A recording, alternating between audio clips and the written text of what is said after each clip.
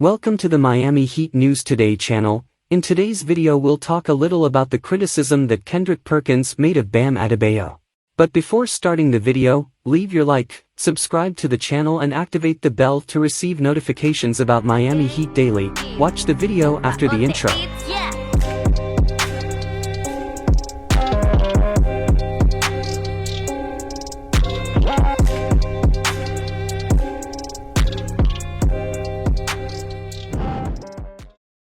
It's like clockwork. Bam Adebayo gets criticized on a national platform.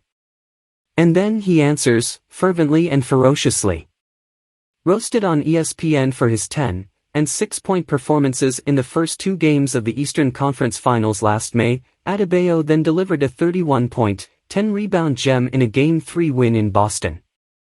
And no sooner than ESPN, primarily Kendrick Perkins, ripped Adebayo last week than Adebayo responded with perhaps his two best games of the season, 24 points and 15 rebounds against Charlotte and 30 points and 10 rebounds against Phoenix on Monday before missing Wednesday's game at Toronto because of a left knee contusion. The Bam bashing last week very much mirrored the criticism he has frequently drawn the past year and a half when the offensive aggressiveness, or efficiency, is viewed as lacking. Where the hell is Bam Adebayo? Perkins, the longtime former NBA center, ranted last Friday on ESPN. Just 3 years ago, we were talking about him, with some of the elite bigs, power forwards in the game today, Perkins said. I'm trying to figure out where does Bam stand.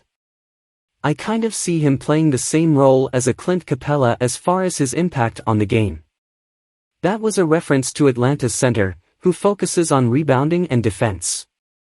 If the Heat is trying to win the championship, he's going to have to elevate his game even more, Perkins said of Adebayo. I'm talking about a 25-26-point scorer a night, 14 rebounds, 3 blocks. That's the Bam we've all been waiting on, and I'm not sure he's capable of being that guy. ESPN analyst and former NBA wing Matt Barnes chimed in, I agree Perk. It's time for Bam to step into that role because I think he definitely is capable of stepping in that role. I feel the Heat isn't at their best when Jimmy Butler has to be the guy that saves them every night offensively. I feel Jimmy is at his best when he can be a Swiss Army knife across the board and he can throw in 30 as a bonus.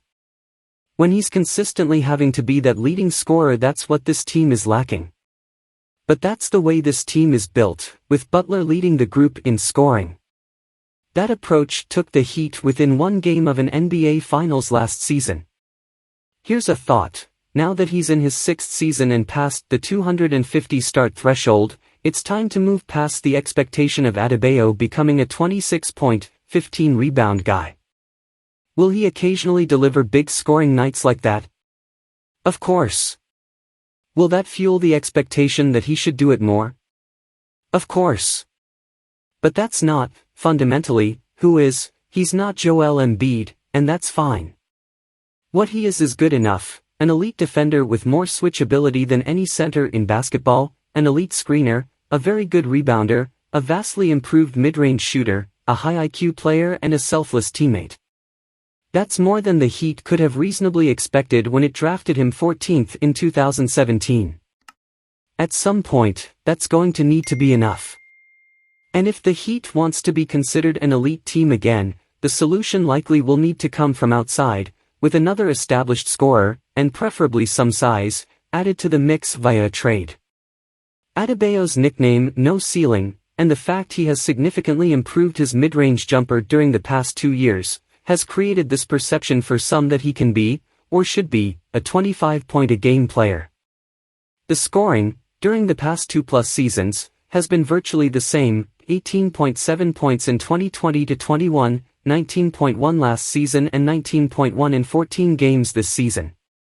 He's attempting 14 shots a game, up 1 from a year ago. Perhaps the 3-point game that he worked on all summer begins to become a factor, but it hasn't yet. He's 0 for 5 on threes this season and 7 for 55 in his career.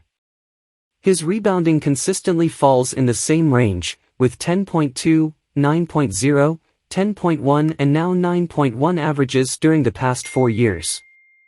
In his 3+ seasons as a starter, Do you know how often Adebayo has scored 25 or more points in consecutive games? 3 times. And he has never done it 3 games in a row. And that's fine, let's be clear, players do increase their scoring averages 6 years into a career. Perennial MVP candidate Giannis Antetokounmpo has done it every year, at least incrementally, except one.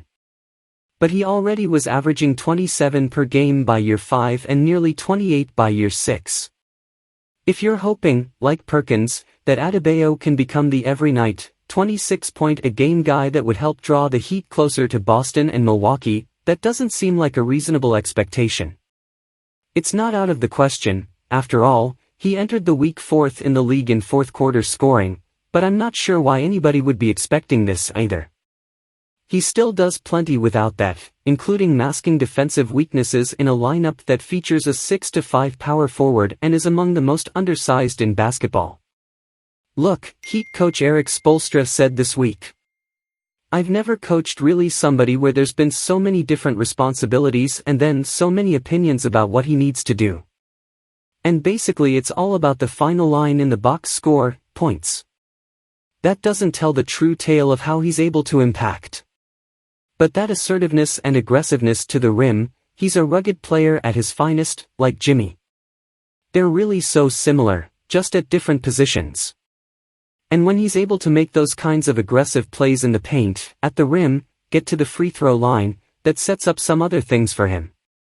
He's really improved his pull-up jumper, even in the paint. That's a go-to shot for him. But he still creates so many opportunities for other guys, as well. He's such a willing, serving player, and that's why everybody respects him so much in that locker room.